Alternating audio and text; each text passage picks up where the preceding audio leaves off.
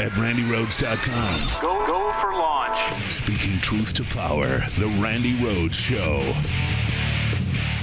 Supreme Court Justice Samuel Alito is facing scrutiny over a new report claiming he accepted a lavish vacation from a conservative billionaire with frequent business before the court. It's a story written up by ProPublica, and it comes as some are calling for reform to the high court's ethics. Scott McFarland is at the Supreme Court for us this morning with more. Scott, good morning. Tony, good morning. Tuesday's report claims Justice Alito took a luxury fishing trip with Republican mega donor Paul Singer, but didn't recuse himself years later when cases connected to Singer's business came here before the high court. Even before the reporting was published, Alito was mounting a response. Oh, my God. The report says Justice Samuel Alito did not report gifts on annual financial disclosure forms, including a private flight to Alaska and other amenities provided by billionaire hedge fund manager Paul Singer during a fishing trip in 2008. The report details that in July of that year, they stayed at the King Salmon Lodge and were served multi-course meals of Alaskan king crab legs or Kobe filet. They also enjoyed wine that cost $1,000 a bottle. According to ProPublica, Singer's Manhattan-based hedge fund was involved in at least 10 cases brought before the Supreme Court, many of them high-stakes business cases. Those cases were heard after that fishing trip in 2008, with one decision in 2014 when the high court voted 7-1 in Singer's favor. I mean, honestly, everybody, the Supreme Court has been captured by money, just the way the House of Representatives has been captured by gerrymandered maps and money.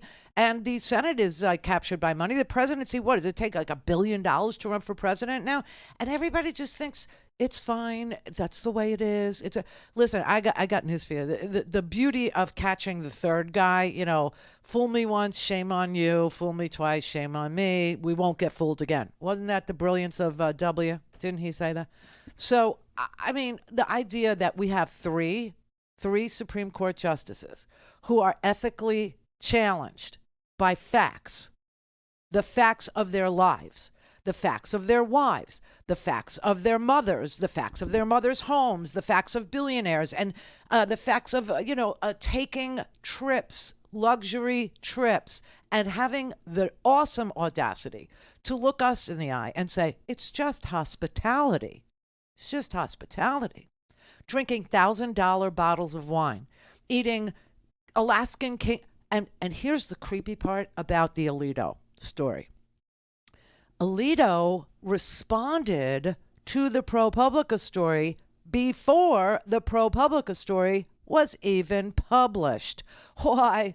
Alito decided to call up his buddies who run the editorial page of the Wall Street Journal, a Rupert Murdoch-owned paper, where the editorial page, as you know, I've said the Wall Street Journal is a good paper. It is. It's a very good paper. It does extraordinary work on the news side, and I've always said to you, just stay away from their editorial page, because news and opinion are two different things. And the people who work to gather the news for the Wall Street Journal and the people who write the editorials for the Wall Street Journal are not the same people. So Alito needed an outlet because ProPublica called him for comment on the story they were about to publish about him and his corrupt ethics.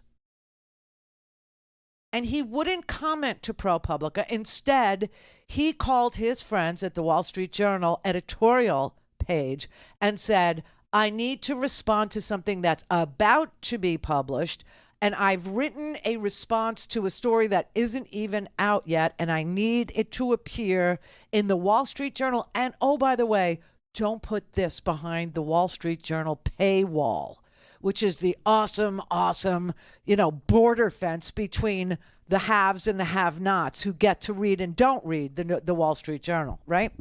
I mean, who does that? The Supreme Court justice took issue with the questions that ProPublica was raising with an investigative journalism piece about his behavior with regard to Paul Singer, who is a billionaire who has a hedge fund, okay? Now, here's the other part of my, what? reaction to this story. First of all, who calls their friends at the Wall Street Journal editorial page and says, I need to put an editorial, I need to respond to a piece that isn't even published yet, that 3 investigative journalists are doing on my bad behavior and my lack of ethics with regard to taking money from a guy who has 10 cases in front of me. But the other reaction from me was, who in the world gets away with running a hedge fund that needs to be litigated to the Supreme Court 10 different times? Like, how is that possible? How is that a thing that you are running a hedge fund and there's 10 business disputes in less than 10 years that end up in front of the United States Supreme Court? Like, what is going on there? Okay? I have no idea, except to say maybe Paul Singer likes it to go all the way to the Supreme Court because he's got friends there who can make laws for billionaires across this nation. I don't know. But I'll tell you who does know. My husband in heaven, Sheldon Whitehouse. People always wonder, why do I have a Sheldon Whitehouse in my collection? I mean, they can understand a Kamala. She's the vice president of the United States. They can understand a Joe Biden. He's the president of the United States. They understand a Ruth Bader Ginsburg, okay? She is the author of my freedom, okay? And of our children's freedom, our daughter's freedom, the ability to work and make a living or not, or do whatever we want with our lives, okay? So everybody understands why she's there, right? Everybody, I think, understands why this is Zelensky. People don't, They ask me all the time, like, who is this? Well, it's not even in the shot anymore. That's so interesting. My bobbleheads. They're not even in the shot. Well, that one comes in on the wide shot. Oh, that's We not just good. got so much going on Oh, that see, shot. well, this guy here is Zelensky. Anyway, and then this one here is me, and this is Howard, and this was a present, from Howard for, I think it was Valentine's Day. It was just such a nice thing to do because I love bobbleheads. And then everybody goes, like, why do you have a Sheldon? Because he is the person who is actually going to straighten out the corrupt Supreme Court. I don't even know how we call them justices anymore. How do you call him Justice Alito or Justice Thomas? They have absolutely no relationship to justice. You want to know why there's 2 and 3 and 5 tiers of justice in this country? Look no further than Clarence and Sam and John and Amy and Kavanaugh. Okay, I mean, listen, they're all ethically challenged. They all had no problems lying during their confirmation hearings about Roe v. Wade being precedent on precedent after Casey and blah, blah, blah. And then going in there and undoing 50 years of precedents. They had absolutely no problem doing it. That was ethically and legally actionable. That they committed perjury in plain sight, and we all know it, right?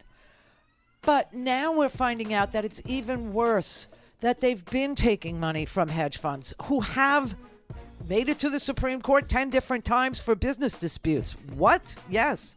10 different times involving business disputes. That's in the Washington Post today. That's why he was there. And they're listening to their friends' cases. So Sheldon, why do I have Sheldon? Sheldon has an ethics bill. And we were wondering if it would ever see the light of day. And now we know the answer.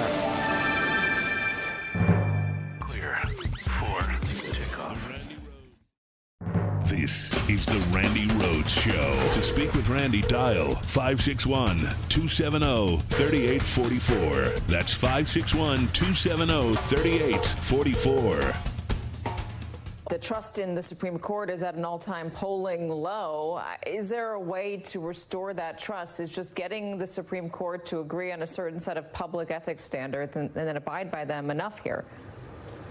Yeah, there are 3 things that can be done here, and all could actually work together. One, Chief Justice Roberts could take this seriously and do you think he's put together a proper ethics. No, he's not at all. Or if he's taking it seriously, it hasn't turned into any action yet. He hasn't operationalized taking it seriously. Second, you've got the Judicial Conference, which is the administrative body that runs the court, made up of mostly other federal judges. Only the Chief Justice sits on it and chairs it. And these other judges are quite fed up with the court's behavior, and they're in a position to upgrade the ethics and the accountability of the court. And finally, we in Congress have bills, and Chairman Durbin announced a hearing on my bill for after the 4th of July recess. Yay! All right. So, Sheldon Whitehouse has made it his business. He is a senator from Rhode Island, for those of you who are not familiar. And Sheldon Whitehouse, during the confirmation hearings of not just Brett Kavanaugh, but the confirmation hearings where he was hipping to what was going on with regard to Gorsuch and especially Amy Coney Barrett, where he didn't even bother asking her any questions because he knew she was lying under oath, willfully lying under oath about, precedent and, Roe v. Wade and, it can't be disturbed. And maybe it can, but I don't know, And so he decided to confront her with the money portion of the undoing of the Supreme Court, the dark money. And he actually wrote books, lots of them, and they're called The Scheme, okay, about the dark money scheme to capture the Supreme Court, and laid it out. And when Amy Coney Barrett was at her confirmation hearing, and he understood that every eye was going to be watching that confirmation hearing of hers, especially because it was only, 8 days before an election, and they said that they couldn't, nominate Merrick Garland because it was 11 months before an election, and that was too close to an election. It's like this argument they're having now where 17 months ahead of an election. It's too soon to put Donald Trump on trial. 17 months. I mean, listen, the time warp, the time-space continuum is warped in their head. I don't know. However, Sheldon Whitehouse has been on the forefront of trying to get the Supreme Court to fix itself and has asked them to fix itself. He's asked John Roberts, the Chief Justice, to come up with an ethics package to make disclosure laws for the court. Do it yourself. Nobody needs to intervene in your business if you do your business in a transparent, open manner. Because the approval rating of the court is through the freaking floor. Nobody trusts the Supreme Court because of the kinds of decisions that it's been making, where it's literally ignoring precedent on precedent, things that we have taken for granted our entire adult lives or even longer, like the Voting Rights Act. Okay, and they have gutted Section 2 of the Voting Rights Act. And now they're sitting there telling us about an independent legislature theory that might mean we don't even get to vote. The state legislatures choose the manner in which the electors are selected for a presidential election. Or the money and all kinds of stories coming out about Clarence Thomas' mom's house is owned by a billionaire who has business in front of the court. Really? Alito is drinking $1,000 bottles of wine with a hedge fund billionaire and saying, I don't know him that well. That's what he put in the Wall Street Journal op-ed. And he's literally right. This is what elitists do, right? I guess this is what spoiled, rotten brats do in response to, being exposed as being ethically challenged human beings. Of course, everybody knows you go to the Wall Street Journal and you say, stop the presses. I need to respond to an article that hasn't been published yet, but it's going to be. And it's going to actually find out that I've been taking trips, just like Clarence. I've been taking, expensive vacays. One of the things he took from this guy, he took a seat on a private jet, a flight to Alaska. It would have been $100,000, that seat on the private jet. And he said, well, I hardly know him. So acquaintances are giving you $100,000 gifts? In what world does that happen? Has that ever happened to you? It's never happened to me. No acquaintance of mine ever said, here's $100,000. Never. And I asked for money. I just don't. I don't know what's wrong with people that they just can't smarten up and say that's wrong. That on every level, that's wrong. That he was taking $100,000 private jet trip on this guy's watch, and that he had 10 cases in front of him, and now he has the nerve to write an opinion piece in the Wall Street Journal in response to an article that's about to be published because he wants to get ahead of the bad news that he's also on the take. I mean, honestly. And I hardly knew him. He just gave me $100,000 because he thinks I'm pretty. What is that? Who does that? Elitists do that. Swampy people do that.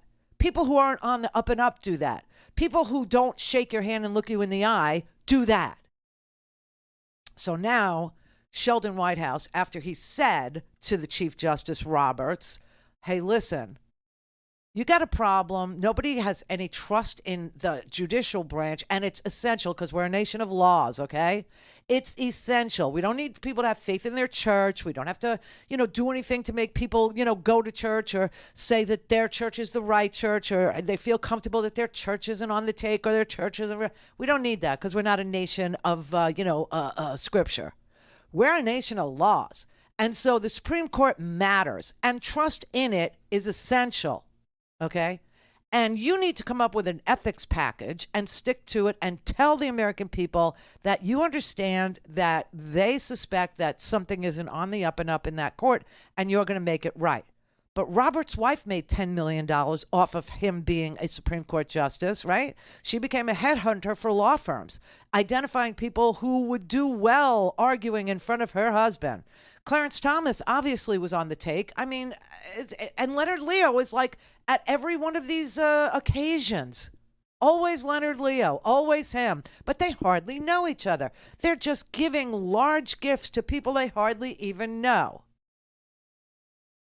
And they don't expect anything in return, these businessmen, these transactional dudes. No, I'm telling you right now, behind every great fortune, there is a great crime. And the great crime right now is easily, I won't say solved, but addressed in a meaningful manner by having the Supreme Court sign on to an ethics package, an ethics law that makes it a penalty. It makes it a crime, okay, to take money from people who have business in front of the court. And you have to disclose every single year where any money that came into your household, any money that came into your bank account, any money that came into anything to do with you, where it came from. And so now, Congress is going on break for the July 4th thing. And when they come back, finally, the Senate, Dick Durbin, who's the chairman of the Judiciary Committee, the Senate Judiciary Committee, has agreed to introduce Sheldon Whitehouse's ethics package because after he's asked the Supreme Court to police themselves, do it yourselves, you're grown-ups, for God's sake.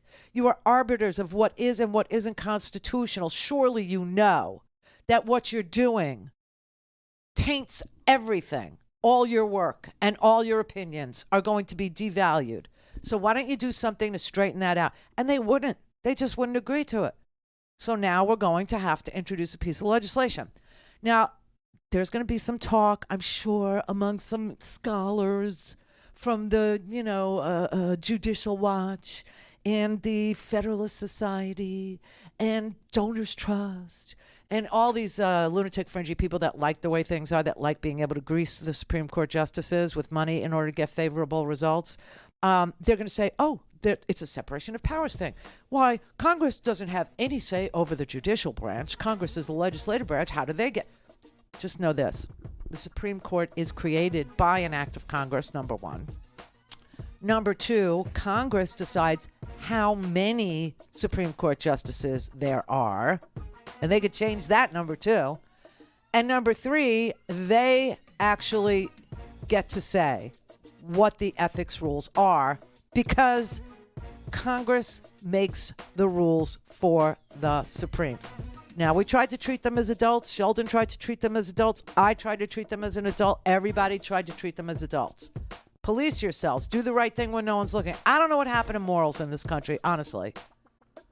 I don't know what happened to ethics and morals and doing the right thing when no one's looking. But it's gone, and now it has to be legislated. Don't have time to listen to the live show? Want to hear more on your schedule? Go to RandiRhodes.com and buy a stinking podcast.